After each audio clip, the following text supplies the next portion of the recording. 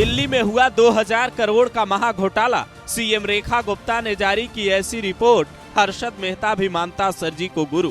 ईमानदारी के चोले में बेईमानी का दाग नहीं, घोटालों के अब्बा जान बन गए केजरीवाल। जानिए कौन है सारे घोटालों की अम्मी। 900 करोड़ का चारा घोटाला भूल जाइए, 60 करोड़ का बोफोर्स घोटाला भी भूल जाइए, उससे भी बड़ा घोटाला केजरीवाल ने किया। आजाद भारत का सबसे बड़ा घोटाला कौन सा था? हो सकता है आप 2G घोटाले का नाम लें, जिसमें 1,76,000 करोड़ की हेरा फेरी के आरोप लगे, लेकिन सुप्रीम कोर्ट से आरोपी छूट गए। या फिर आप बोफोर्स या कोयला घोटाले का नाम लें, लेकिन 21वीं सदी का सबसे बड़ा घोटाला खुद को सबसे कट्टर ईमानदार बताने वाले केजरीवाल ने किया है, जिसके सबूत जब दिल्ली विधानसभा में रखे गए तो केजरीवाल के विधायक भी दंग रह गए।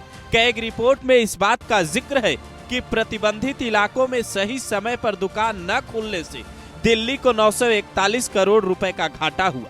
ठेकेदारों ने लाइसेंस सरेंडर किए पर सरकार दोबारा टेंडर नहीं दे पाई। नतीजा 890 करोड़ का घाटा खजाने को हुआ। कोरोना के वक्त ठेकेदारों को नियम के खिलाफ जाकर छूट दी, जिससे 144 करोड़ का घाटा हुआ। लोकल लाइसेंस धारकों से सिक्योरिटी डिपॉजिट नहीं ली गई, जिससे 27 करोड़ का घाटा हुआ। कुल मिलाकर नई शराब नीति की वजह से दिल्ली को 2002 करोड़ 68 लाख रुपए का घाटा हुआ। अब इस रिपोर्ट के आधार पर दिल्ली के उपराज्यपाल और केंद्रीय गृह मंत्रालय की ओर से केजरीवाल के खिलाफ दोबारा जांच शुरू करवाई जा सकती है।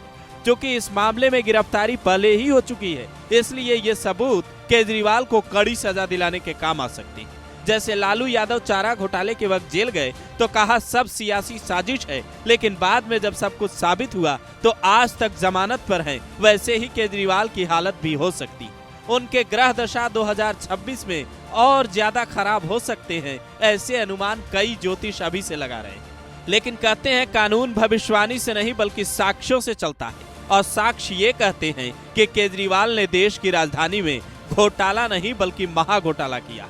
अगर देश के बड़े घोटालों पर नजर डालें तो केजरीवाल का नाम टॉप 10 में नजर आएगा। साल 2004 से 2009 के बीच देश में 2 लाख करोड़ का कोयला घोटाला हुआ, जिसे कैग ने मदर ऑफ ऑल स्कैम नाम दिया। दिल्ली में शीला दीक्षित की सरकार में करीब 70,000 करोड़ रुपए का कॉमनवेल्थ घोटाला हुआ। 100 रुपए का टॉयलेट पेपर 4000 में खरीदा गया। करीब 14,000 करोड़ का कॉर्पोरेट इतिहास का सबसे बड़ा घोटाला हुआ, जिसे सत्यम कंप्यूटर घोटाला नाम दिया गया।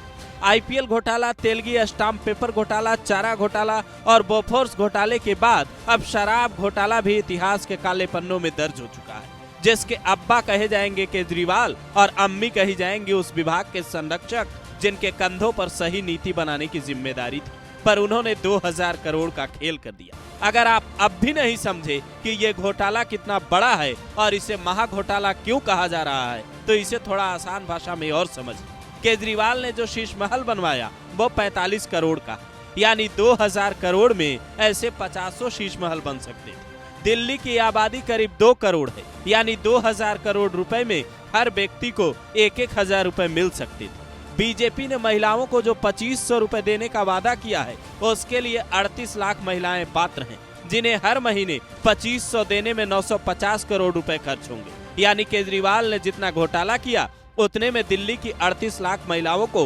2500 रुपए 2 महीने तक दिया जा सकता है।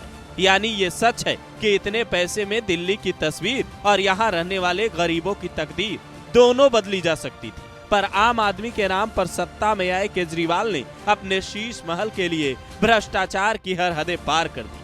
आप केजरीवाल की इन करतूतों की पोल खोलती रिपोर्ट पर क्या कहेंगे?